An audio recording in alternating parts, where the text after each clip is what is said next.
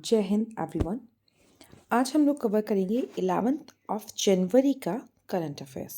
So let's just start. आज हमारे पास जो न्यूज़ है वो जीएस पेपर 2 और 3 से हैं, तो हम लोग वन बाय वन सारी न्यूज़ को कवर करते हैं। Okay. India to hold first Y20 summit. Bharat Y20 summit को होल्ड करने जा रहा है। क्या है Y20 समिट? जैसे हमारा G20 है, सेम उसी की तरह Y20 है। बेसिकली किसके लिए? ये यूथ के लिए है। काम किस पे करेगा? क्लाइमेट चेंज पे, डिज़ास्टर रिस्क रिडक्शन के लिए। ठीक है, जो भी डिज़ास्टर मैनेजमेंट होते हैं उसके रिस्क को घटाने के लिए। ठीक है, और जो हमारी कंट्री का यूथ है उसको साथ लेकर, मतलब आप जो लोग हैं आप लोगों को साथ लेकर किस चीज़ में हम लोग काम करेंगे? आपदा जोखिम कम हो सके, शांति हम लोग ज़्यादा पैदा कर सकें, मतलब लड़ाई झगड़ा ना हो, लोगों के बीच में हेट्स ना हो, इन सब चीज़ों के लिए। ठीक है, अब Y20 के बारे में अगर हम लोग बात करें, Y20 एक ऑफिशियल यूथ एंगेजमेंट ग्रुप है। ठीक है, इंडिया इसकी पहली बार सबमिट कर रहा है। ठीक है, ये यूथ को एक प्लेटफॉर्म देता है कि वो अपने विज़न को, कि वो क्या सोच रहा है। देखिए, कोई भी कंट्री कितनी फुलफिल होगी, कितनी अच्छी होगी, ये उसका यूथ डिसाइड करता है। तो आप लोग क्या सोच रहे हैं, आप लोग के क्या आइडियाज़ हैं, उनको ये मतलब एक प्लेटफॉर्म देता है जिससे आप लोग अपने आइडियाज़ को डिस्कस कर सकें। ठीक है, ये यूथ्स को एक लीडरशिप क्वालिटी देता है। ठीक है, और ये सबसे बड़ी चीज़, ये यूथ को एक कंस्ट्रक्टिव पॉलिसी बनाने के लिए मदद करता है। ठीक है, ताकि वो अपने ओपिनियंस पूरी विश्व के सामने रख सकें। कंस्ट्रक्टिव पॉलिसी क्या होती है? ऐसी नीतियाँ बनाना जिससे कुछ बेहतर और हो सके, जो अभी आजकल चल रहा है उससे भी बेहतर कुछ हो सके, ऐसी नीतियों के निर्माण को कंस्ट्रक्टिव पॉलिसीज कहते हैं। ठीक है, अब these priority the area of summit point to the urgency which we, मतलब बेसिकली ये समिट बनाने की ज़रूरत क्यों पड़ी? ज़रूरत इसलिए पड़ी ताकि हम लोग उन मुद्दों पे ध्यान दे सकें जो किस चीज़ के लिए? जिंदा रहने के लिए, और हमें मतलब को रिलेशन इस्टेब्लिश करने के लिए। देखिए, आजकल आप लोग देख रहे हैं कोरोना हो रहा है, ऐसी बहुत सारी बीमारियां हो रही हैं। तो हमें क्या करना है? हमें ऐसे आइडियाज़ को लेकर आना है जिसमें जो दुनिया है जिसके साथ हम लोग बदल रहे हैं, इतने सारे रोज़ रोज़ चेंजेस हो रहे हैं, तो इसमें हम लोग अच्छी तरीके से फले फूले भी और कैसे अपनी लाइफ को सस्टेन करके रख सकें, उन सब बातों पे इस पर डिस्कशन होगा। ओके, ये थी आपकी न्यूज़। अब सेकंड न्यूज़ है सगोल कांगजेई। ठीक है, सगोल कांगजेई, जैसे कि आप देख रहे होंगे ये कुछ पोलो टाइप के लोग दिखाई दे रहे हैं जो पोलो खेल रहे हैं। बेसिकली न्यूज़ क्या है? न्यूज़ में क्यों आया? अभी होम मिनिस्टर ने 122 फुट लंबा स्टैचू का उद्घाटन किया है, जो कि एक पोलो खिलाड़ी था। कहाँ का? मणिपुर का था। ठीक है, अब बेसिकली जो पोलो गेम है वो ये बताया जाता है कि 3100 साल ईसा पूर्व ये भारत का जो छोटा सा राज्य था, कौन सा? मणिपुर, वहाँ पे खेला जाता था। जिसमें सजोल, जिसका अर्थ एक टट्टू होता था, और कगजेई, जिसका अर्थ एक लाठी होता था, इसके साथ वो खेला जाता था। ठीक है, वो होता है ना, आप लोग खेलते हैं ना गिल्ली डंडा, उस टाइप का कुछ। ठीक है, तो उसका मॉडर्न रूप है पोलो। अब मणिपुर में जो ये गेम खेला जाता था उसको ये अपना कल्चरल फेस्टिवल के रूप में इन्होंने इसको रिकॉग्निशन दी है। ला हरोबा फेस्टिवल जो है स्टेट का, ठीक है, वो ये डिपिक्ट करता है उस समय की मतलब कैसी जीवन शैली होगी वहाँ पे, कैसे लोग खेलते थे। और इनका एक खेलों का देवता भी है, जो कि कौन है? फोरी फाबा। फोरी फाबा कौन है? इनके खेल के देवता हैं, जो कि क्या खेलते थे? पोलो खेलते थे। ठीक है, तो मैथोलॉजिकली, मतलब कि पौराणिक रूप से ये बताया जाता है कि चेंगलेई जनजाति जो है वो पोलो खेलती थी। ठीक है, और इनके देवता कौन थे? मार्जिंग थे। अब जैसे आप लोग कहते हैं ना कि सारी जनजातियाँ याद करनी, क्या नहीं, ये देखिए एक जनजाति, कहाँ की? मणिपुर की जनजाति। कौन सी? चेंगलेई। अब ये न्यूज़ में आई है क्यों? क्योंकि पोलो खेलने की वजह से। तो आपसे पूछा जा सकता है कि चेंगलेई जनजाति कहाँ से संबंध रखती है? तो मणिपुर से संबंध रखती है। ठीक है, आज भी इन देवता की पूजा में क्या किया जाता है? गेंद और वो डंडा अर्पित किया जाता है। ठीक, ये थी आपकी न्यूज़। दो न्यूज़ हम लोगों ने जीएस पेपर 2 से पढ़ी। अब हमारी नेक्स्ट न्यूज़ आती है जीएस पेपर 3 से। न्यूज़ क्या है? एक्सरसाइज वीर गार्जियन 2023। ठीक है, सबसे पहली बार ये जापान और भारत की एयर एक्सरसाइज है। ठीक ठीक है। एयर मतलब हम वायुसेना, भारत की और जापान की वायुसेना मिलकर इस एक्सरसाइज को कर रहे हैं, ठीक है। तो भारत और जापान की वायुसेना मिलकर जिस एक्सरसाइज को कर रहे हैं उस एक्सरसाइज का नाम क्या है? एक्सरसाइज वीर गार्जियन, ठीक है। भारत और जापान जिस एक्सरसाइज को कर रहे हैं उस एक्सरसाइज का नाम क्या है? वीर गार्जियन। कौन सी एक्सरसाइज है? एयरफोर्स की एक्सरसाइज है, ठीक है। देखिए, दो देश जब भी एक साथ एक्सरसाइज करते हैं तो कुछ आपकी टेक्निक होती है, कुछ उनकी टेक्निक होती है। तो आप दोनों लोग एक दूसरे की टेक्निक्स को अडेप्ट कर सकें और बेहतर खुद को कर सकें और हर एनवायरनमेंट में कुछ खुद को सस्टेन कर सकें, खुद को सर्वाइव कर सकें, इसीलिए ये सब एक्सरसाइज की जाती हैं, ठीक है। ये दर्शाता है कि हम दोनों का एक दूसरे के प्रति रिश्ता कितना बेहतर है, भारत का जापान के साथ कितना बेहतर रिश्ता है कि हम लोग एक दूसरे की टेक्नोलॉजी को, एक दूसरे की टेक्निक्स को साझा कर रहे हैं, ठीक है। बेसिकली इसी के लिए ये सब एक्सरसाइज कराई जाती है। अब दूसरा इंपॉर्टेंट पॉइंट है, ये वीर गार्जियन एक्सरसाइज हो कहाँ पे रही है? जापान के हायाक्यूरी एयरबेस पे, जापान के हायाक्यूरी एयरबेस से इस एक्सरसाइज को स्टार्ट किया गया था। इसमें क्या है?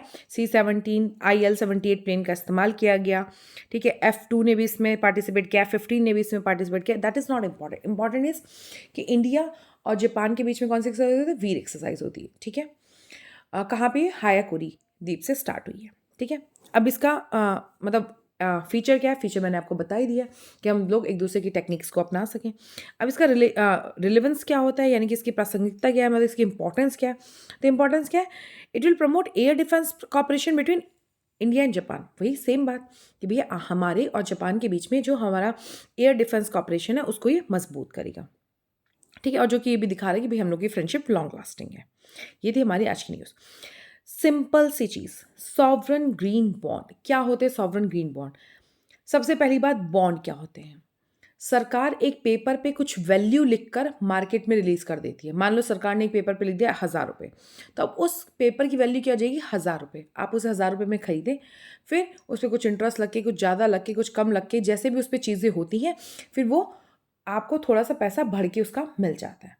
सिंपल, मैंने बिल्कुल आम भाषा में आपको बता दी, बॉन्ड क्या होते हैं? सरकार किसी पेपर पे लिख के दे देती है कि भैया ये 1,000 रुपये का एक बॉन्ड है, आपने उसे खरीद लिया, तो अब आपको उस पेपर के बदले 1,000 रुपये मिलेंगे। अब उस पर कितना बढ़ता है, कितना कैसे होता है, वो अलग अलग बॉन्ड पे डिपेंड करता है। अब सबसे बड़ी बात आई, sovereign green bond. Sovereign green bond क्या होता है? कोई भी एक ऐसा देश जो सॉवरेन है, संप्रभु है, ठीक है, वो देश अपने कुछ बॉन्ड निकाल रहा है। वो बॉन्ड कैसे? ग्रीन है। ग्रीन है मतलब सिंपल सी चीज़, कहीं भी अगर ग्रीन शब्द का इस्तेमाल हो रहा है मतलब उसका पूरा काम एनवायरनमेंट से होगा। सेम चीज़ इसमें भी हो रही है, ठीक है। इसमें क्या हो रहा है? ये जितने भी बॉन्ड निकाले गए हैं ये एनवायरनमेंट की सस्टेनेबिलिटी को इम्प्रूव करने के लिए निकाले गए हैं, ठीक है। पहली बार रिजर्व बैंक ने इशू किए हैं सॉवरेन ग्रीन बॉन्ड। कितने रुपए के? 16,000 करोड़ रुपए के, दो किश्तों में, 8,000 करोड़ 8,000 करोड़ करके दो किश्तों में इन्होंने 16,000 करोड़ रुपए के क्या दिए हैं? Sovereign green bond. अभी बॉन्ड कितने कैसे होते हैं, कितने टाइप के होते हैं, इनके बारे में देख लेते हैं। ये 5 या 10 साल के लिए इशू किए जाते हैं। 25 जनवरी से लेकर के 9 फरवरी के बीच में ही जारी किए जाते थे और आगे भी जारी किए जाएंगे, ठीक है। The the framework for the sovereign green bond was issued by government in November 22। इसका फ्रेमवर्क कब आ गया था? नवंबर 2022 में। क्या होते हैं ग्रीन बॉन्ड? ग्रीन बॉन्ड ऐसे बॉन्ड होते हैं जो कोई भी सॉवरेन एंटिटी यानी कि कोई भी संप्रभु संस्था, चाहे वो कॉर्पोरेट हो चाहे वो सरकार हो, उसे रिलीज करती है। किसके लिए? एनवायरमेंटल सस्टेनेबल प्रोजेक्ट्स के लिए। मैंने कहा ना, अगर ग्रीन है तो मतलब उसका कुछ ना कुछ संबंध एनवायरमेंट से होगा। तो ये बॉन्ड कैसे हैं कि एनवायरमेंट की सस्टेनेबिलिटी को, या फिर हम कह सकते हैं कि एनवायरनमेंट की ये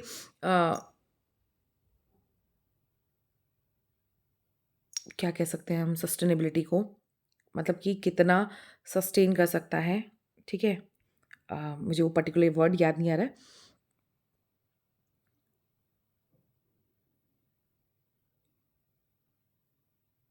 ठीक है, तो सस्टेनेबिलिटी को मतलब कि उसकी कितनी स्थायित्व रहेगा, मतलब वो कितने लंबे समय तक काम करेगी, उस पे काम कर सकते हैं। जैसे रिन्यूएबल एनर्जी है ना, अब आप लोग देख रहे हैं कि फॉसल फ्यूल्स खत्म होने की कगार पे आ रहे हैं, तो हम लोग किसकी तरफ बढ़ रहे हैं? रिन्यूएबल एनर्जी, जैसे कि सोलर एनर्जी, विंड एनर्जी है ना, हाइड्रोजन एनर्जी, इसकी तरफ हम बढ़ रहे हैं, ठीक है। क्लीन ट्रांसपोर्टेशन हो, एनर्जी एफिशिएंट हो, इस तरीके के जो भी प्रोजेक्ट्स होंगे अगर इस ग्रीन बॉन्ड से जितने भी पैसे मिलेंगे वो सारे पैसे कहाँ जाएंगे? इन प्रोजेक्ट्स में जाएंगे। अब बेसिकली ग्रीन बॉन्ड होते क्या है? ये कोई ऐसा नहीं कि सरकार ने छाप दी है कोई करेंसी। 16,000 करोड़ सरकार नोट बनाती, इससे बेहतर उसने क्या किया, उसने कहा कि भई मैं सॉवरेन बॉन्ड निकाल रहा हूँ, मतलब इस बॉन्ड की कीमत 16,000 करोड़ है। अब जो लोग इसको खरीद लेंगे, अब आप लोग खरीदोगे मतलब आप उससे क्या ले रहे हो? बॉन्ड ले रहे हो, आप तो एक पेपर ले रहे हो, आप उसको क्या दोगे? आप उसको पैसा दोगे, तो सरकार को पैसा मिलेगा।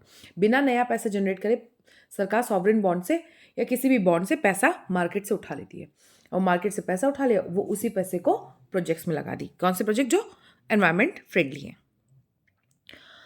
ग्रीन बॉन्ड और जो अदर बॉन्ड होते हैं, इनके बीच में जो डिफरेंस होता है, वो डिफरेंस क्या होता है कि इनका ये सिर्फ और सिर्फ ग्रीन बॉन्ड अच्छे काम के लिए, मतलब ऐसे कामों के लिए जिसका प्रभाव एनवायरनमेंट पे पॉजिटिव पड़े, उन कामों में ही इस्तेमाल किए जाते हैं। ठीक है, ठीक। अब ग्रीन बॉन्ड का इस्तेमाल हम लोग कैसे करें? क्लाइमेट चेंज, जलवायु परिवर्तन के खतरों से निपटने के लिए हम लोग ग्रीन बॉन्ड का इस्तेमाल कर रहे हैं। ठीक है, ये इन्वेस्टर्स को एक प्लेटफॉर्म देते हैं कि वो कुछ अच्छी नीतियों में अपने आप को एंगेज कर सकें। मान लीजिए आप एक बहुत बड़े बिजनेसमैन हैं और आपका बिजनेस है कुछ भी ऐसा बिजनेस जिसकी वजह से एनवायरनमेंट प्रदूषित हो रहा है। आप उसे, भाई बिजनेस तो नहीं बंद कर देंगे ना, बिजनेस बंद हो भी नहीं सकता, तो अब आप उसके लिए क्या कर सकते हैं? आप क्या करेंगे? आप मतलब कोशिश करेंगे कि एनवायरनमेंट को ज़्यादा नुकसान ना हो।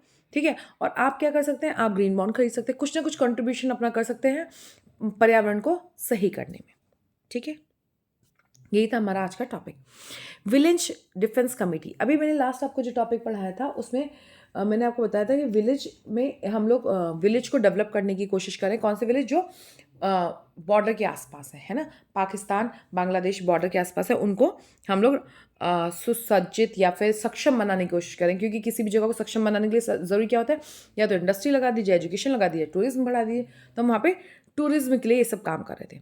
अब एक और टर्म निकल के आई, विलेज डिफेंस कमेटी। क्या होती है डिफेंस कमेटी? बेसिकली हम पढ़ लेते हैं। जम्मू कश्मीर में जो उनके लेफ्टिनेंट जनरल थे मनोज सिन्हा, उन्होंने अभी कहा कि हम लोग जम्मू कश्मीर यूटी में विलेज डिफेंस गार्ड लगाएंगे। ठीक है, विलेज डिफेंस गार्ड होते क्या हैं? बेसिकली इनको, ये स्कीम किसने अप्रूव की है? सबसे पहली बात मिनिस्ट्री ऑफ होम अफेयर। ठीक है, अब जम्मू कश्मीर में विलेज डिफेंस कमिटीज़ क्या होती हैं? सबसे पहली बात डोडा डिस्ट्रिक्ट के लिए, ठीक है, जो कि अब आजकल कहाँ पे एक पूरी डिस्ट्रिक्ट हो गई ना, किश्तवाड़, जिसमें डोडा और रंबन दोनों डिस्ट्रिक्ट मिला दी गई थी।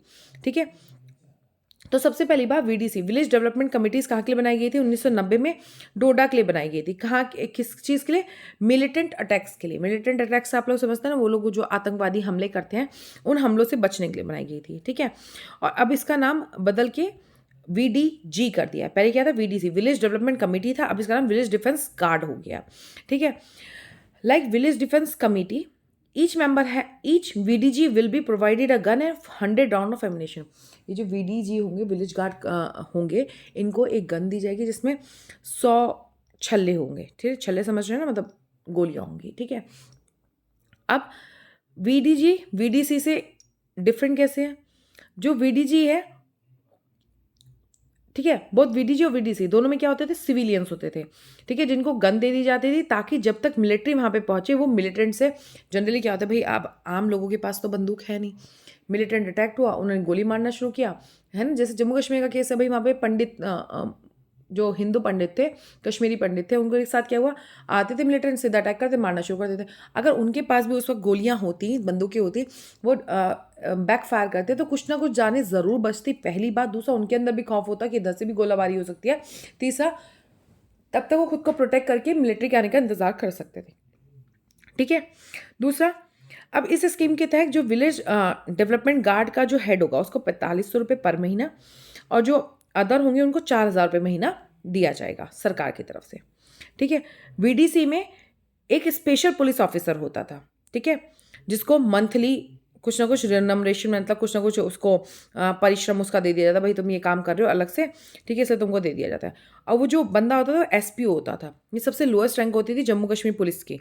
ठीक है, या फिर वो रिटायर कोई पुलिस पर्सनल होता था, या फिर पैरामिलिट्री फोर्स का होता था, या फिर आर्मी का होता था।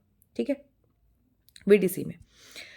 अब कंपोजिशन ऑफ VDC, कम से कम 10 से 15 एक्स पुलिसमैन या एक्स सर्विसमैन, मतलब जो लोग आर्मी में या पुलिस में काम कर चुके हैं, ऐसे 15 लोगों को, ठीक है, और कुछ जवानों को, उस गांव के कुछ जवानों को मिला के एक ग्रुप बनाया जाएगा, जिन ग्रुप को ये वाली 303 राइफल दी जाएगी, 100 राउंड ईच, मतलब हर व्यक्ति के पास 100 गोलियां होंगे एक साथ चलाने के लिए, ठीक है। अब इसकी नीड क्यों है? ये आइडिया कब आया था? 1965 और 1971 के इंडो पाकिस्तान वार के टाइम पे गवर्नमेंट ने एक्स सर्विसमैन और जो वहाँ के जवान होते थे उन लोगों को बॉर्डर पे तैनात किया था। किसके लिए? ताकि पाकिस्तानियों की तरफ से कोई भी जासूस ना आ सके, ठीक है। और ये जो 1990 का दशक था, इसकी शुरुआत में ही वो वहाँ से जो मिलिटेंसी आते थे, है ना, जो आतंकवादी आते थे, उनको रोकने के लिए भी डोडा जिले में इसको फैलाया गया था, ठीक है। और 1995 में भी वही, जब हिंदू पंडितों का वहाँ से पलायन होने लगा, तो ये हुआ कि यहाँ पे अब वीडीसी का डेवलपमेंट हो जाना चाहिए, ठीक। अब बाद में इस स्कीम को पूरे, पहले ही सिर्फ डोडा के लिए था, अब बाद में इस स्कीम को पूरे जम्मू एंड कश्मीर के लिए कर दिया गया, ठीक। अब इसके बारे में कंट्रोवर्सीज क्या आती है भाई? जिनको बंदूक दी गई, ऑब्वियस सी बात है, अकाउंटेबिलिटी और रिस्पॉन्सिबिलिटी, ये दो अलग अलग टर्म है, ठीक है। अगर आप किसी चीज़ के रिस्पॉन्सिबल है और अकाउंटेबल नहीं है, तो आप कुछ नहीं कर सकते, और आप किसी चीज़ के अकाउंटेबल है लेकिन रिस्पॉन्सिबल नहीं है, तो भी आप कुछ नहीं कर सकते। अकाउंटेबल मतलब ये आपका उत्तरदायित्व है कि आपको ये करना है, मतलब आप इसके लिए जवाबदेह हैं। और रिस्पॉन्सिबल मतलब ये आपकी रिस्पॉन्सिबिलिटी। तो जैसे मैं आपको सिंपल एग्जांपल समझाती हूँ। जब आपके यहाँ पे कोई सड़क खुद रही होती है, तो वहाँ पे एक ऑरेंज कलर का पट्टा पहन के बंदा खड़ा होता है, ठीक है, कि भैया इधर से मत जाता, गड्ढा खुद रहा है। अगर कोई बाइक वाला उधर से चला जाता है, वो रोक रहा होता है, बाइक वाला उसके साथ बदतमीजी करता है, तो उसकी जिम्मेदारी है, उसके पास सिर्फ जिम्मेदारी है वो उधर से ना जाए, उसके खिलाफ वो कोई एक्शन ले नहीं पाता है ना। तो कुछ लोग होते हैं बदतमीजी करके निकल जाते हैं। अब उसी की जगह वहाँ पे कोई पुलिस वाला खड़ा है, ठीक है, वहाँ पे एक पुलिस वाला खड़ा है, वो बाइक वाला वहाँ से जा रहा है, उसको रोक रहा है, उसके साथ बदतमीजी करता है, वो क्या लगा सकता है? फाइन लगा सकता है। मतलब वो अकाउंटेबल भी है। रिस्पॉन्सिबिलिटी प्लस अकाउंटेबिलिटी, उत्तरदायित्व प्लस जिम्मेदारी। उत्तरदायित्व में मतलब आपके पास ये पावर है कि अगर सामने वाला कोई गलती कर रहा है तो आप उसके लिए उसको पनिश कर सकें, ठीक है। तो ये जो वीडीसीज बनाई गई, इनके पास अकाउंटेबिलिटी तो ही नहीं, है ना। तो क्या करें? उसका मिसयूज़ करने लगे पावर का, ठीक है। इनके ऊपर केसेस आए कि इसके मर्डर के, रेप के, एक्सटॉर्शन के, ठीक है। तो 2008 में सुप्रीम कोर्ट ने कहा कि सरकार किसी भी बंदे को नक्सलाइट से निपटने के लिए किसी और का खून करने की परमिशन नहीं देती है, सिंपल सी बात, ठीक। इसलिए इसको बंद कर दिया गया था, लेकिन अब इसको दोबारा सेटअप करने की ज़रूरत पड़ रही है। नेक्स्ट हमारा जो न्यूज़ है वो है प्रोजेक्ट संबंध। प्रोजेक्ट संबंध किससे रिलेटेड है? ये जो आर्मी पर्सनल्स हैं, जो जिनकी मृत्यु युद्ध के दौरान नहीं होती, देखिए जिनकी मृत्यु युद्ध के दौरान होती है उसको तो सरकार कुछ ना कुछ कंपनसेट करती है, लेकिन युद्ध के अलावा जिनकी मृत्यु होती है उनके परिवार को पूछने वाले कोई नहीं होते। तो जो प्रोजेक्ट संबंध है, ये इनिशिएटिव है किसका? रिटायर आर्मी ऑफिसर शौर्य चक्र अवॉर्डी कर्नल वेम्बू शंकर का। ये जो कर्नल वेम्बू शंकर है, कौन है ये? इन्हें शौर्य चक्र मिला था, ठीक है। ये इनका खुद का पहला फिलैंथ्रोपिक इनिशिएटिव है, ठीक है। नेक्स्ट ऑफ किन, ठीक, मतलब मान लीजिए कि कोई किसी की फिजिकल कैजुअलिटी हो जाती है, मतलब हाथ पैर टूट जाते हैं, ठीक है, या किसी वजह से दिक्कत हो जाती है, अब उसका परिवार कौन चलाएगा? ये इनिशिएटिव इन्होंने 2017 में स्टार्ट किया था, ठीक है। पहले ये 1000 दिनों के लिए स्टार्ट किया गया था, और इसमें उन फैमिली तक पहुंचा गया जिनके आर्मी ऑफिसर्स की फैमिली तक पहुंचा गया जिनके मतलब घर का बंदा अब मर गया, किसी एक्सीडेंट की वजह से मर गया है, कुछ उसको हालत ऐसी हो गई कि अब वो घर को चलाने में सक्षम नहीं है, उसने सुसाइड कर लिया है, या कुछ भी ऐसी दिक्कतें हो गई जिसकी वजह से उसके घर वाले अब बहुत परेशानी में, तो उन घर वालों तक पहुंचने के लिए बनाया गया था, ठीक। ताकि वो जो विडोज़ हैं, वो जो छोटे बच्चे हैं जो फेसेस चैलेंज कर रहे हैं, कैसे चैलेंजेस फेस कर रहे हैं? इमोशनली भी, मतलब उस समाज में भी उनको बहुत इमोशनल हर्ट है, ठीक है। पैसे भी नहीं हैं, उनका कोई स्टेटस भी नहीं है, उनको कोई संभालने वाले, ऐसे डिस्ट्रेस्ड आर्मी फैमिलीज़ के लिए प्रोजेक्ट स्टार्ट किया गया था। इस प्रोजेक्ट का जो मेन मकसद था या उद्देश्य था वो क्या था? To spread awareness about challenges of NOK, है नेक्स्ट ऑफ किन के, मतलब ये जो एक इनिशिएटिव है, इसके जो भी चैलेंजेस है इसके बारे में सोचना समझना, ठीक है, और उनको कुछ ना कुछ इस तरीके से मतलब हेल्प कर देना, ठीक है। परियोजना का मुख्य उद्देश्य शारीरिक हताहतों के परिजनों के सामने आने वाली चुनौतियों के बारे में जागरूकता लाना और उन्हें भारतीय सेना पूर्व सैनिकों के निदेशालय से जोड़ने में सहायता करना था, जो मारे गए बच्चों और विधवाओं को कई शैक्षिक और सामाजिक योजनाएं प्रदान करता है। सेना के जवानों ने ये बात कही थी, ठीक है? मतलब बेसिकली क्या बात है कि भई कोई व्यक्ति है, उसने सुसाइड कर लिया या फिर उसका एक्सीडेंट हो गया, वो सेना में था। अब उसकी फैमिली आगे पीछे कोई नहीं है, उसकी फैमिली बहुत ज़्यादा परेशान है। तो उनको कुछ ना कुछ लाभ पहुँचाना, उनकी हर लाभ सिर्फ़ पैसे का नहीं होता, कुछ इमोशनल लाभ भी होता है, ठीक है? आप लोगों ने अपनी लाइफ़ में देखा होगा, आपने बहुत लोगों को ऐसे टाइम पे मदद किया होगा, जो जिस टाइम पे उनके पास इमोशनली कोई नहीं था, ठीक है ना? और फिर वो आपको पैसे के लिए छोड़ के जाते। तो पैसा बहुत बड़ी चीज़ नहीं होती, बड़ी चीज़ क्या होती है, आप जब इंसान को इमोशनली आपकी ज़रूरत है, वो इंसान आपके साथ था या नहीं था। तो इमोशंस को आजकल की जनरेशन, मतलब आप लोग की जो जनरेशन है, इमोशंस को बिल्कुल भी वैल्यू नहीं देती, बट इमोशंस को वैल्यू ज़रूर करना चाहिए, ठीक है? तो प्रोजेक्ट, सिंपल सी बात, ये प्रोजेक्ट किससे संबंधित है? ये प्रोजेक्ट उन आर्मी पर्सनल्स की फैमिली से संबंधित है जो युद्ध के अलावा किसी तरह से उनकी मृत्यु हो गई या फिर वो डिसेबल्ड हो गए, ठीक है? Next, super conductivity of mercury. सबसे पहली बात, सुपर कंडक्टिविटी क्या होती है? उससे भी पहली बात, कंडक्टिविटी क्या होती है? सिंपल सी चीज़, एक करंट एक जगह से दूसरी जगह जा रहा है तो ये कंडक्टिविटी है, मतलब विद्युत धारा प्रवाह है, ठीक है? अब सुपर कंडक्टिविटी, अब जब मान लो मैंने 100 वॉट करंट निकाला, तो जब वो तार से जाएगा तो आगे वो 70 वॉट ही पहुंचता है या 50 वॉट ही पहुंचता है, ये तार की गुणवत्ता पर निर्भर करता है। लेकिन मरकरी ऐसा कंडक्टर है जो ठंडा होने पे, ठीक है, बहुत ज़्यादा ठंडा हो जाता है तो ये सुपर कंडक्टर हो जाता है, मतलब इसमें 0% रेजिस्टेंस दिखाई देता है, ठीक है? अभी हाल ही में जो रिसर्च ग्रुप था उसने क्लियर किया कि मरकरी एक सुपर कंडक्टिविटी दिखाता है, फिर सुपर कंडक्टर है। इसकी डिस्कवरी कब हुई थी? 1911 में डच फिजिस्ट थे हीकी कैमरलिंग ऑनिस, इन्होंने इसको डिस्कवर किया था। उन्होंने कहा थ्रेशोल्ड टेम्परेचर पे, थ्रेशोल्ड मतलब जो इसका वेरी लो टेम्परेचर है उस पे जो सॉलिड मरकरी है वो रेजिस्टेंस नहीं दिखाता, उसमें से पूरा पूरा करंट, अगर आपने इधर से 100 वोल्ट दिया है तो उधर 100 वोल्ट निकल जाता है, ठीक है? Next, in BCS superconductor, vibrational energy released by grid of atom encourages atom to a pair up, forming a so-called Cooper pair, ठीक है? BCS सुपरकंडक्टर क्या होते थे? इसमें जो, देखिए, किसी भी एटम में एनर्जी क्या आती है? वाइब्रेशनल एनर्जी होती है, मतलब कुछ भी उसमें झंझनाहट होती है, उसी को तो एनर्जी है। उसी झंझनाहट से एनर्जी रिलीज होती है, और जब ये एनर्जी रिलीज होती थी तो दो इलेक्ट्रॉन आपस में जुड़ जाते थे। ये जो दो इलेक्ट्रॉन आपस में जुड़ जाते थे इसको कूपर पेयर कहते हैं। क्या कहते हैं? कूपर पेयर कहते हैं। और ये कूपर पेयर पानी में, अगर इस पेयर को पानी में रखा जाए तो ये जेट स्ट्रीम की तरह सटाक से भाग जाता है, जो कि दिखाता है कि इसमें रेजिस्टेंस बिल्कुल भी नहीं है, जो कि सुपर कंडक्टिविटी किसी मटेरियल में है या नहीं है उसकी थ्योरी को एक्सप्लेन करता है, ठीक है? लेकिन अभी तक भी जो ये गैप था कि मरकरी सुपर कंडक्टर है या नहीं है, उसको उसको इस साइंटिस्ट के जो ये ग्रुप है इन्होंने डिस्कवर कर दिया और कहा कि हाँ, मरकरी एक सुपर कंडक्टर है, ठीक है? थ्रेशोल्ड टेम्परेचर पे ये पूरी सुपर कंडक्टिविटी दिखाता है, ठीक है? अब column repulsion, it was found that one electron in each pair in mercury occupied with a high energy level than the other, मतलब जितना भी मरकरी में जितने भी इलेक्ट्रॉन हैं उनमें जो दो पेयर हैं, हर पेयर की एनर्जी पहले वाले पेयर से ज़्यादा है, ठीक है? अब क्या होता है? देखिए, सिंपल सी चीज़ है भाई, आपके अंदर एनर्जी ज़्यादा होगी, ठीक है? और बताते हैं ना, like like ripples each other, मतलब अगर नॉर्थ पोल को नॉर्थ पोल के पास लाओगे तो वो रिपल करता है, ठीक है? और सेम चीज़ इसमें भी होती है। हर एक के पास, भाई मेरे पास भी ज़्यादा एनर्जी है, तुम्हारे पास भी ज़्यादा एनर्जी है, तो हम एक दूसरे को टक्कर मारेंगे ना।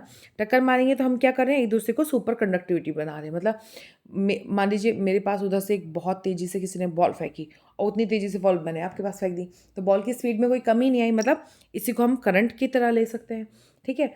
तो जो कॉलम रिपल्शन है उसमें भी यही पाया गया कि एक इलेक्ट्रॉन का जो पेयर है मरकरी में, वो दूसरे इलेक्ट्रॉन के पेयर से उसमें ज़्यादा एनर्जी है, तो एक दूसरे में टक्कर मारते हैं, जो कि ये शो करता है कि वो सुपर कंडक्टर है, ठीक है? अब सुपर कंडक्टर क्या होता है? जो पूरी तरीके से एक एटम ऑफ मतलब एक इलेक्ट्रॉन में से पूरी इलेक्ट्रिसिटी पूरी तरीके से पास हो जाए और उसमें रेजिस्टेंस ना दिखाई दे, उसको सुपर कंडक्टर कहते हैं। ये कितने टेम्परेचर पे होता है? 240 केल्विन से लेकर के 275 केल्विन तक होता है। ठीक है, मतलब कि -33 डिग्री सेल्सियस से लेकर के 2 डिग्री सेल्सियस तक अगर किसी आइटम का टेम्परेचर है मरकरी का, तो उसमें ये सुपर कंडक्टर की तरह व्यवहार करेगा। अब इतना ठंड है तो मतलब इसमें से कोई साउंड, सुपर कंडक्टर है तो मतलब इसमें से ना तो हीट निकल रही है, ना साउंड निकल रही है, ना किसी भी प्रकार की एनर्जी रिलीज हो रही है। ठीक है, ठीक, तो ये सुपर कंडक्टर बन जाता है। अब सुपर कंडक्टर क्या होता है? डायमैग्नेटिक होता है। डायमैग्नेटिक मैंने क्या बताया ना, लाइक लाइक रिपल से था। ठीक है, इसके अंदर इतना ज़्यादा मैग्नेटिज्म आ जाता है कि जो इसके अगल बगल की मैग्नेटिक फील्ड होते हैं ये उसको रिपल यानी कि दूर भेजता है। ठीक है, अब सुपर कंडक्टर को हम कैसे काम कर सकते हैं? जो हमारे हार्ट का कार्डियोग्राफ बनता है, या हमें कोई जगह है जहाँ की हमें इलेक्ट्रोमैग्नेटिक ग्राफ लेना है, तो वहाँ पे हम इसका इस्तेमाल करेंगे। ये उसको रिपेल करेगा तो हम उसको नोट डाउन कर लेंगे वो कितनी दूर तक उसकी रिपल्शन दिखा रहा है। ठीक है, इसकी डिसएडवांटेज क्या है? भैया इसको ठंडा करने में ही इतने पैसे लग जाते हैं कि इसको इनएफिशिएंट यानी कि असक्षम और बहुत ही ज़्यादा महंगा बना देता है। ठीक है, अब सुपर कंडक्टिविटी कब आती है? जब टेम्परेचर ज़ीरो से भी बहुत ज़्यादा नीचे चले जाता है, जिसको प्रैक्टिकली भाई अगर कोई चीज़ इतनी ठंडी है जो 0 डिग्री से भी सेल्सियस से भी नीचे बहुत ठंडी हो जाएगी, तो उसको प्रैक्टिकली हम यूज़ कैसे करेंगे? तो ये इसकी प्रैक्टिकल एप्लीकेशन भी बहुत अजीब सी जाती है। ठीक है, लेकिन अगर ये ऐसा हो जाता है तो हम इसको इस्तेमाल कहाँ करेंगे? सी कम्युनिकेशन में। ठीक है, मतलब समुद्र के नीचे अगर हमें कम्युनिकेशन करना है तो क्यों, वहाँ पे तो बहुत ठंड रहती है, वहाँ पे हम इस्तेमाल कर सकते हैं। सबमरीन के डिटेक्शन में, है ना, इसको हम मेडिकल डायग्नोस्टिक्स में इस्तेमाल कर सकते हैं, जैसे कि न्यूक्लियर मैग्नेटिक रिजोनेंस मैंने अभी बताया ना। मान लीजिए हमें रिजोनेंस मैग्नेटिक रिजोनेंस में इस्तेमाल करना है तो उसको ये रिपेल करेगा, हम उसका ग्राफ बना लेंगे तो हो सकता है। ठीक, इसको हम आपने देखा होगा ना, कई बार सुना होगा कि यार जापान में तो ट्रेन ना उस पे चलती ही नहीं है, क्या कहते हैं, पटरी पे चलती नहीं है, पटरी से ऊपर उठ के चलती है। ठीक है, उसी को कहते हैं लेविएशन। ठीक, उसी को क्या कहते हैं? लेविएशन। तो हम किस लेविएशन के लिए इस्तेमाल कर सकते हैं? ट्रेन के लेविएशन के लिए इस्तेमाल कर सकते हैं, मतलब ट्रेन की वो मैग्नेटिक स्ट्रेंथ को बढ़ाने के लिए, जिससे वो बहुत ज़्यादा तेज़ी से चल सके। ठीक है, अब इसके लिए आगे के सॉल्यूशंस क्या हो सकते हैं?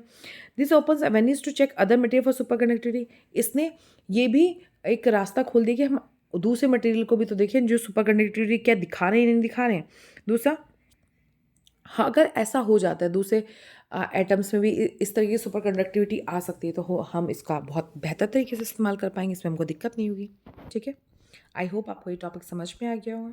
आप लोग इसको पढ़िएगा, इसमें कोई डाउट रहेगा तो आप लोग मुझसे दोबारा पूछ सकते हैं। ओके, नेक्स्ट टॉपिक है storage option for renewable energy. अभी हम लोगों ने ऊपर देखा ना कि हमने यूथ समिट की है, क्यों की है? ताकि हम रिन्यूएबल एनर्जी पे काम कर सकें, अपने जनरेशन के आइडिया ले सकें। उसके बाद हम लोगों ने एक और चीज़ पढ़ा, हम लोगों ने ग्रीन बॉन्ड निकाले, किस लिए? ताकि रिन्यूएबल एनर्जी पे काम कर सकें। अब क्या बात है कि भाई हम रिन्यूएबल एनर्जी बना तो रहे हैं, लेकिन उसको स्टोर करना भी तो बहुत बड़ी प्रॉब्लम है। उसको स्टोर कैसे करेंगे? ठीक है, तो गवर्नमेंट अभी ये न्यूज़ में क्यों आया था कि हमें भाई एक्सप्लोर करना है वो स्टोरेज ऑप्शन को, जिसमें हम रिन्यूएबल एनर्जी को बना के रख सकें। ठीक है, भाई आज हमें, मान लो आज हमें सिर्फ 10 किलोवाट की ज़रूरत है। अब आज सूरज बहुत अच्छा है, हमारी जो एनर्जी बनी है वो 500 किलोवाट बन गई, तो बाकी हम वेस्ट कर दे, वेस्ट तो नहीं कर सकते, हम उसको स्टोर कर सकते हैं, है ना।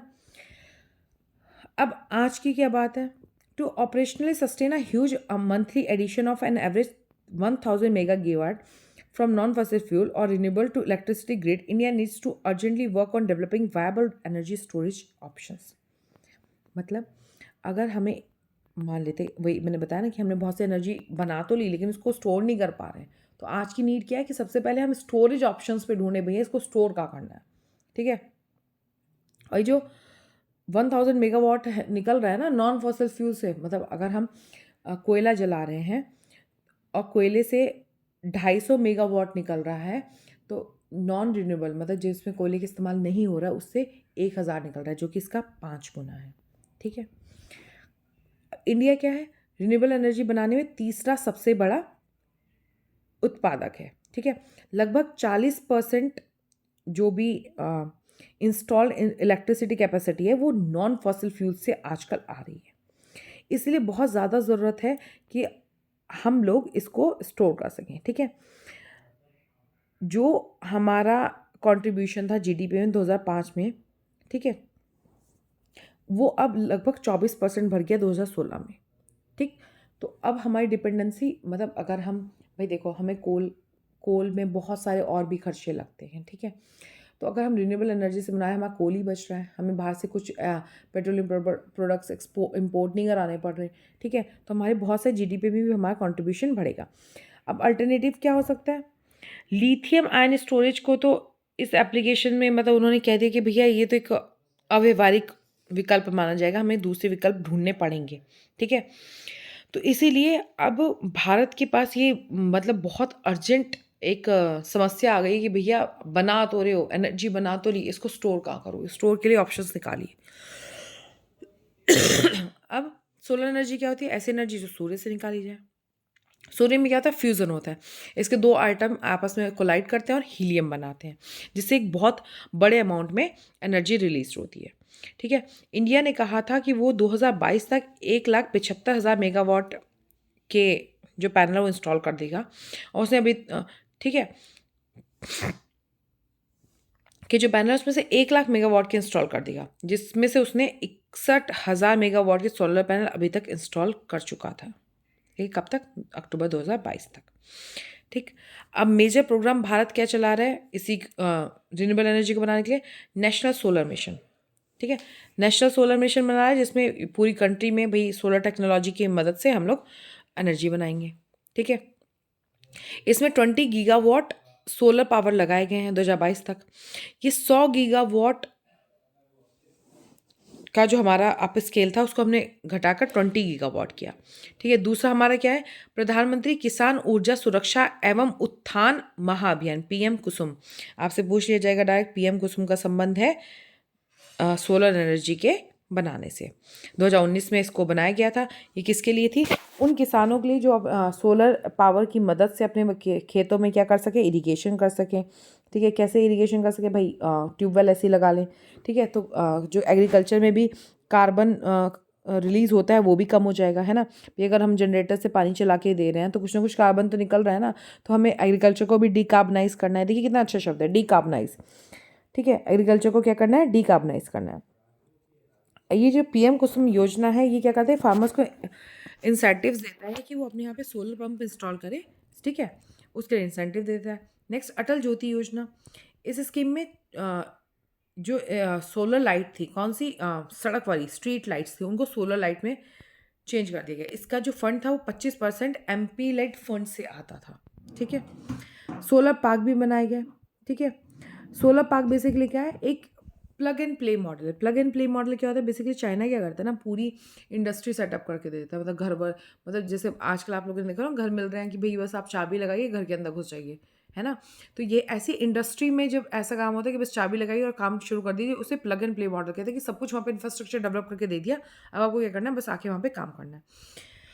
तो सोलर पार्क के लिए प्लग एंड प्ले मॉडल की तर्ज पे हम लोगों ने बना के दिया। हमने क्या क्या कर दिया? वहाँ पे लैंड बना दी, मतलब लैंड दे दी, पावर दे दी, बाहर निकलने की फैसिलिटीज़ दे दी, रोड दे दी, कनेक्टिविटी दे दी, पानी दे दिया, ठीक है। और इसके साथ बहुत सारी स्टेटूटरी क्लियरेंस भी दे दी, मतलब हम लोगों ने उन्हें लगभग एक बना बनाया ढांचा दे दी कि बस आप आइए और सोलर पार्क स्कीम के ऊपर काम करना शुरू कर दीजिए, ठीक है। चैलेंजेस क्या है? भाई जो गैस टरबाइन है जिनसे ये सोलर पावर बनता है, उसके अंदर उसके लिए गैस की ज़रूरत पड़ती है, ठीक है। India vast fleet of coal based power plant of 200 megawatt series more than 25 year old.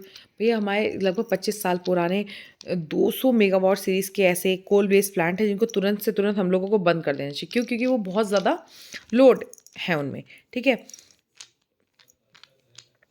Load demand is far from saturated, मतलब इतनी ज़्यादा उनके ऊपर, मतलब भाई वो बना कितना रहे हैं? बना वो 100 रुपये की बिजली रहे हैं, खा कितना रहे? खा वो 85 रुपये की बिजली रहे हैं, तो कोई मतलब नहीं है इतना महंगा बनवाने से, ठीक है। तो हमें तुरंत उनको बंद करके नए और एफिशिएंट तरीके से नए सोर्सेज को डेवलप करना होगा कि हम लोग एनर्जी का इस्तेमाल कर सकें। कोल के आधार पे जितने भी हम लोग अपने चला रहे प्लांट, उनमें हमें कमी लानी होगी, ठीक है, ताकि हमारी जो डिपेंडेंसी है कोल के ऊपर वो ख़त्म हो जाए। इसकी स्टोरेज कैपेसिटी और उसकी फ्लेक्सिबिलिटी को बढ़ाना होगा, ठीक है। अब थर्मल पावर प्लांट की स्टोरेज कैपेसिटी और फ्लेक्सिबिलिटी क्या होती है? Thermal power plant need to be flexible up to 55% and in coming phases after 3 year go down to 40%. अब तक जो थर्मल पावर प्लांट है उन पर लगभग 55% की फ्लेक्सिबिलिटी आ जानी चाहिए और अगले 5 साल में लगभग 40% की। ठीक है, अब ये जो बैटरी स्टोरेज है इसमें थर्मल पावर प्लांट का ये भी बहुत महंगा पड़ता है, 10 रुपये पर किलोवाट पर घंटे पड़ता है, जो कि इसका भी जो स्ट्रेस है वो पूरा उस पर पड़ रहा है, कॉस्ट पे पड़ रहा है, तो इसको भी हमें कम करना बहुत ज़रूरी है। और इन सब चीज़ों की वजह से क्या होता है, हम रिन्यूएबल एनर्जी पे बहुत ज़्यादा फोकस नहीं कर पाए। तो हमें अब क्या फोकस करना है कि रिन्यूएबल एनर्जी पे ही हम काम करें और किसी भी तरह इन सब चीज़ों से बाहर निकल के, मतलब हमें मान लीजिए थर्मल पावर प्लांट है, अब थर्मल पावर प्लांट में क्या इस्तेमाल होता है, कोयला इस्तेमाल होता है, हमें कोयला निकालना पड़ता है, कोयला जल रहा है उससे भी प्रदूषण हो रहा है। अब सूरज से हम बिजली बनाए उससे कोई प्रदूषण तो हो नहीं रहा ना, तो हमें ऐसे तरीके निकालने हैं कि हम ज़्यादा से ज़्यादा बिजली को स्टोर कर सकें और सूरज से मतलब नॉन रिन्यूएबल एनर्जी को बना सकें। ठीक है, आगे का रास्ता क्या है भाई, हम ऐसे हाइब्रिड मॉडल्स बना सकते हैं जिनसे हाइड्रोजन का हम इस्तेमाल कर सकें, है ना। अभी हम लोगों ने ग्रीन फ्यूल की जो बात की थी उसमें हाइड्रोजन का इस्तेमाल था। भाई देखिए, अगर हम हाइड्रोजन को एज अ फ्यूल इस्तेमाल करते हैं तो 2 हाइड्रोजन मिलकर भी क्या बना देंगी, ठीक है, ऑक्सीजन के साथ मिलेंगी तो पानी बनाएंगे, H2O, है ना। तो उसका वेस्ट प्रोडक्ट भी क्या होगा, पानी होगा, तो वो बिल्कुल पूरे तरीके से क्लीन है। तो हमें इस तरीके के कुछ आगे के रास्ते निकालने होंगे कि हम हाइड्रोजन के लिए कुछ मॉडल्स बना सकें कि हम हाइड्रोजन एनर्जी का इस्तेमाल कर सकें। ठीक, एनर्जी को हम स्टोर करके रख सकें। ठीक है, जो भी सोलर एनर्जी आज बना रहे हैं उसको कल के इस्तेमाल के लिए हम स्टोर करके रख सकें। इस तरीके की आगे की चीज़ों को करने की बहुत ज़रूरत है। ठीक, अब renewable bundle with a viable storage option. ठीक, for procurers such as state-owned discoms, renews are not always a viable option precisely due to these vagaries in generation trends, which means they still have to depend on thermal or nuclear generation for meeting base load demand. ठीक है, देखिए, अगर renewable energy को हम store नहीं करेंगे तो जब हमारे पास अभी आप दिवाली का टाइम आता है या फिर कोई बड़ा त्यौहार आता है, लाइक क्रिसमस आता है या कोई भी न्यू ईयर आता है, तो हम लोग बहुत सारी लाइट का इस्तेमाल करते हैं ना। अमूमन दिनों से की अपेक्षा 10 गुना 20 गुना लाइट का इस्तेमाल ज़्यादा होने लगता है। या फिर कहीं पे कोई रैली हो रही थी तो क्या बोलते हैं कि पावर कट्स हो रहा है, वहाँ पर रैली हो रही है तो वहाँ पर उस दिन पावर सप्लाई करना है।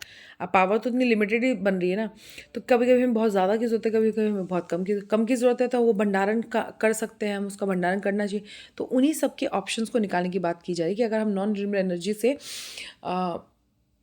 कर रहे हैं इलेक्ट्रिसिटी बनाए, तो हमको उसके स्टोरेज ऑप्शंस भी देखने होंगे। ठीक है, आई होप आपको ये सब चीज़ें समझ में आ गई होंगी।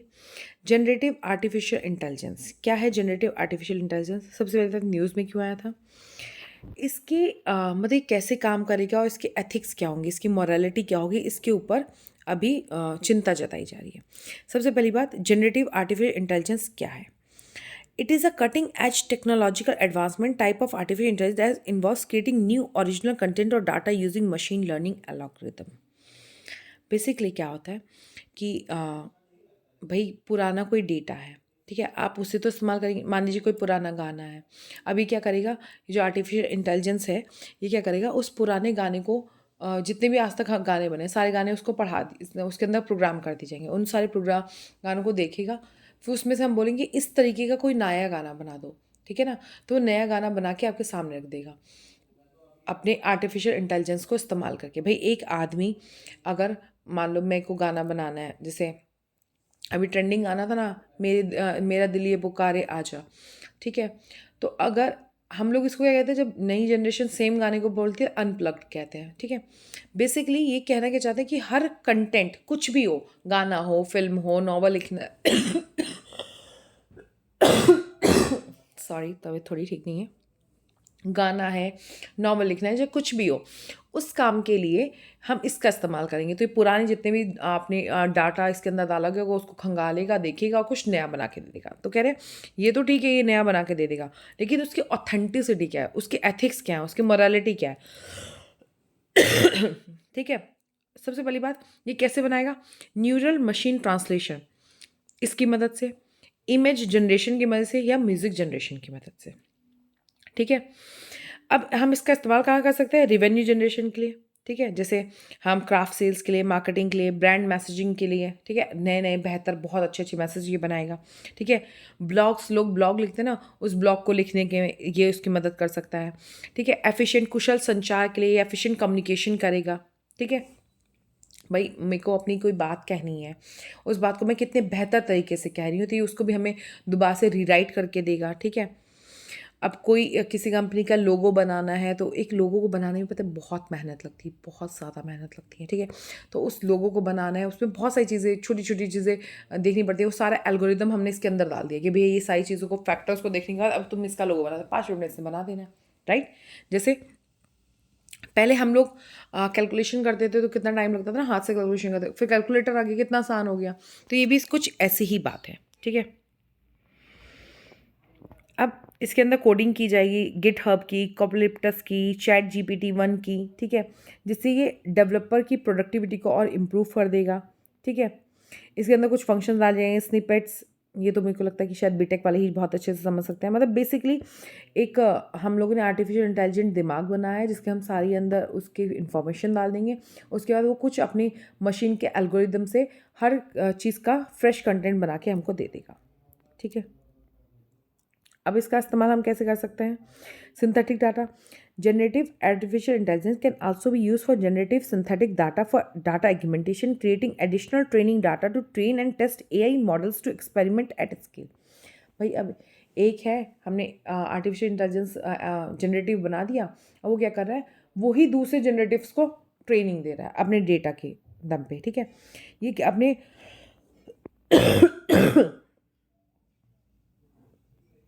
ठीक है? ये अपने बहुत सारी लीगल डॉक्यूमेंट्स को पढ़ सकता है, उस पे क्या करना चाहिए, कैसे करना चाहिए, उसकी पूरी समरी बना के आपको दे सकता है। किसी बंदे की कोई मेडिकल हिस्ट्री है, वो एक बार आपने इसके अंदर डाल दी, आपको बार-बार नहीं देखना पड़ रहा है। मान लीजिए 1970 में किसी को किसी पर्टिकुलर डिज़ीज़ की वजह से कोई दिक्कत हुई है। अब 2023 में किसी को सेम दिक्कत हो रही है, तो इससे डायरेक्ट पूछा जाएगा, इससे पहले कभी हुआ है? इसके अंदर तो पूरा डाटा पड़ा है, ये 10 सेकंड में अपना डाटा निकाल के बता देगा, हाँ, उसको उस वक़्त इस वजह से ऐसे से हुआ था। ठीक है? ये बहुत जो कॉम्प्लेक्स चीज़ें होंगी उनको बहुत ज़्यादा सिंप्लीफाई कर देगा। अभी आपसे कोई कह दे कि 2 × 5 × 6 × 1 × 2 × रेज़ टू पावर 5 को मल्टीप्लाई कीजिए, तो आपको टाइम लगेगा। कैलकुलेटर को लगेगा? कैलकुलेटर को नहीं लगेगा। ये मॉनिटर निगरानी के लिए, रिव्यू करने के लिए ठीक है? तो इन सब चीज़ों के लिए भी इस्तेमाल किया जा सकेगा। मतलब किसी पे निगरानी करनी है, किसी की समीक्षा करनी है, किसी को देखना है, उन सब चीज़ों के लिए भी इसका बहुत अच्छे से इस्तेमाल किया जा सकता है। ये बहुत ही ज़्यादा जटिल डिज़ाइन, कॉम्प्लेक्स डिज़ाइन बनाने में, आर्किटेक्चर के लिए, इंजीनियरिंग के लिए, उसमें भी मदद कर सकता है, क्योंकि इसका सारा डेटा है ना, इसको तो बस बताने कि ऐसे-ऐसे करना है, वो अपने पूरे डेटा का एल्गोरिदम निकालेगा और 5 मिनट में करके दे देगा। ठीक है? ठीक, ये नॉवेल्स को भी बहुत अच्छे तरीके से लिखने में मदद कर सकता है। अंदर के जो इंटीरियर डेकोरेटर्स होते हैं, उनकी मदद कर सकता है, 3D प्लान बना के दे सकता है।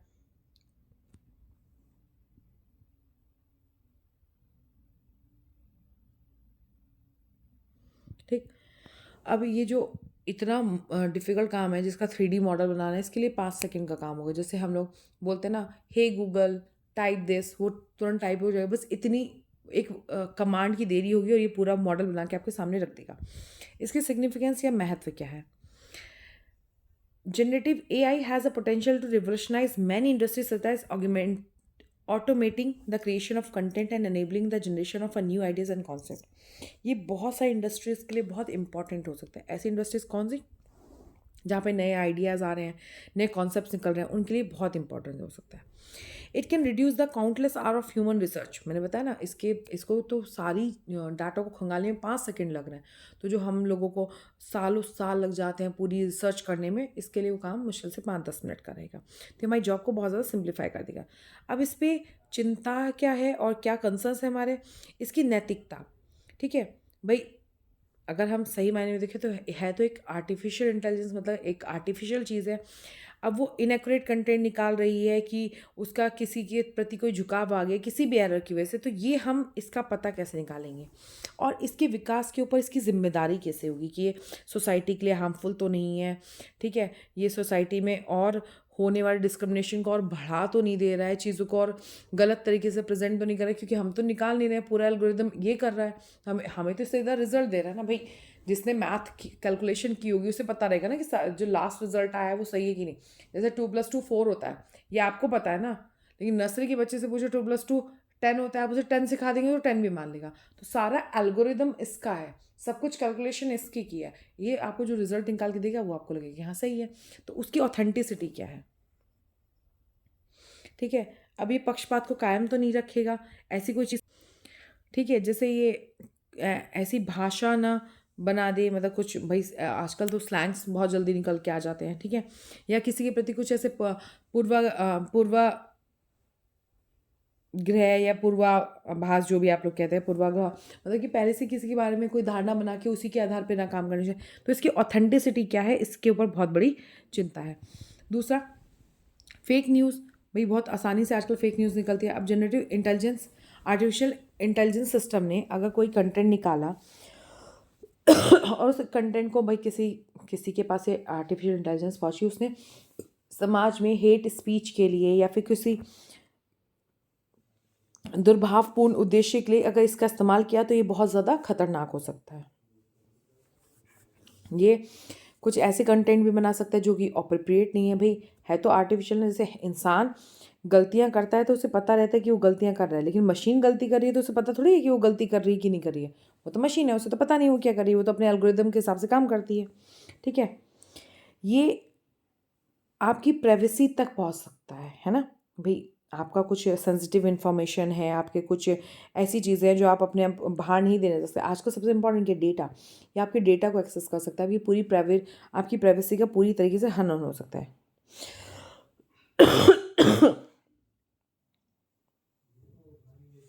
ठीक है। और हो सकता है कि इसका जो डाटा हो वो लो क्वालिटी का हो, एक्यूरेट ना हो, ठीक है। किस टर्म में, खासतौर पे मेडिकल के टर्म में, इंजीनियरिंग के टर्म में। भाई देखो, अभी एक न्यू वो आई थी ना फिल्म, रोबोट डिलीवरी करा रहा है, ठीक है। भाई मान लो रोबोट डिलीवरी करा रहा है, उसे तो पेन का नहीं पता ना, लेकिन अगर मैं डिलीवरी करा रही हूँ या कोई डॉक्टर डिलीवरी करा है तो मुझे पेन का पता रहेगा। अगर उससे ज़्यादा पेन हो रहा है तो मैं उस चीज़ को ह्यूमन इंटेलिजेंस के हिसाब से चेक कर सकती हूँ, लेकिन मशीन आर्टिफिशियल इंटेलिजेंस के आधार पे जितना उसे पता है उतना ही कर सकती है। और मेडिकल इंजीनियरिंग में हर बार संभावनाएं बदलती चली जाती हैं। मैं आशंका का प्रयोग नहीं करूँगी, मैं संभावना का प्रयोग करूँगी कि हर बार संभावनाएं बदलती चली जाती हैं, हर बार चीज़ें अलग होती चली जाती हैं।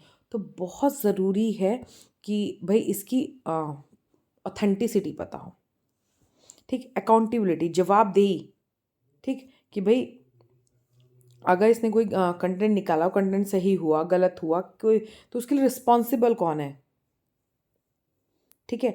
इसको जो जब ट्रेनिंग डाटा दिया जा रहा है तो उसका मतलब मॉडल कैसे बनाया जाए, किस आधार पर इसको ट्रेनिंग दी जा रही, ठीक है। तो मतलब इसके द्वारा की पहुंचाई गई क्षति के लिए जवाबदेह कौन है, ठीक है। इसका आगे का रास्ता क्या हो सकता है। It is important for developer and user of generative AI to consider the potential impacts and ensure that the technology is used ethically and responsibly. सबसे पहली बात तो ये आपकी जिम्मेदारी रहेगी जो इसका इस्तेमाल करेगा, कि इसका इस्तेमाल सही जगह, सही ढंग से और सही तरीके से हो, ठीक है। देखिए आपको मैं एक चीज़ बता देती हूँ, आर्टिफिशियल इंटेलिजेंस मैं अपने स्टूडेंट्स को पढ़ाती थी कोरोना पीरियड में। अब आप क्या सर्च करते हैं, आपका मोबाइल आपको उसी आधार पे सर्च करके देगा, and that is very fact. Same topic, same चीज़ मैं अपने फ़ोन में सर्च कर रही हूँ, उसका आंसर बिल्कुल अलग और बहुत अच्छा निकल के आ रहा है। सेम चीज़, सेम टॉपिक वो लोग अपने फ़ोन में खोल रहे हैं तो उसका आंसर कुछ और खुल के आ रहा है।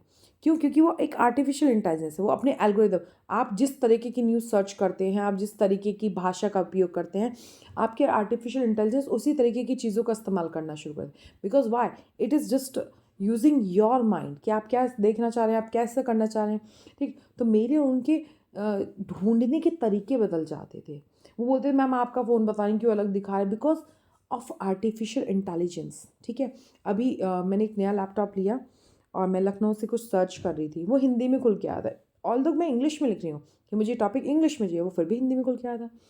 और उसमें नीचे लिख के क्या है, आप उत्तर प्रदेश में हैं और उत्तर प्रदेश में अमूमन हिंदी भाषा का प्रयोग होता है तो हिंदी में खोजें, ठीक है। ये क्या है, आर्टिफिशियल इंटेलिजेंस है। उत्तर प्रदेश में 80% लोग हिंदी इस्तेमाल करते हैं, 20% लोग तो इंग्लिश भी इस्तेमाल करते होंगे ना, लेकिन वो हिंदी में ही खोल के दें, क्योंकि वो आर्टिफिशियल इंटेलिजेंस है। अभी उसकी जगह मैं हूँ तो मैं समझ सकती हूँ ना कि नहीं, इसे इंग्लिश में चाहिए, इसको इंग्लिश में देना, इसको हिंदी में चाहिए, इसको हिंदी में देना, बट उसके अंदर जो एल्गोरिदम फिट किया गया उसके हिसाब से उसे मुझे भी हिंदी में देना था। This is the defect of artificial intelligence. ठीक है, और इसके हार्म्स को भी हमें उतने ही बारीकी से समझ लेना होगा कि जब जो चीज़ जितनी ज़्यादा फ़ायदेमंद होती है वो उतनी ज़्यादा नुकसानदायक भी होती है।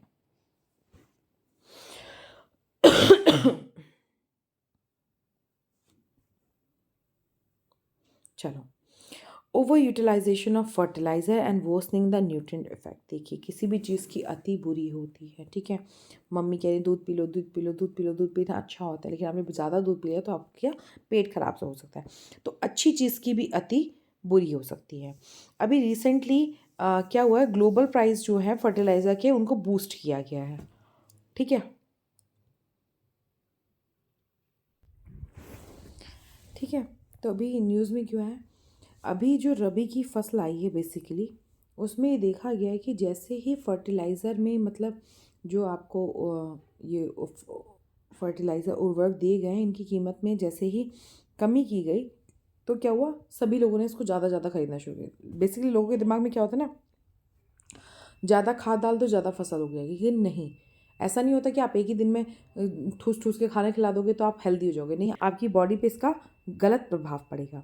आप उतना ही दीजिए जितना शरीर को ज़रूरत है, जितना फसल को ज़रूरत है उतना ही देंगे तो ठीक रहेगा। इससे ज़्यादा अगर दे देंगे तो उस चीज़ों को ख़राब कर देगी, ठीक है। अभी रबी की क्रॉप में देखा गया कि बिल्कुल भी उर्वरक की कमी नहीं पड़ी, ठीक है। लोगों ने भरपूर मात्रा में उर्वरक खरीद के डाले हैं।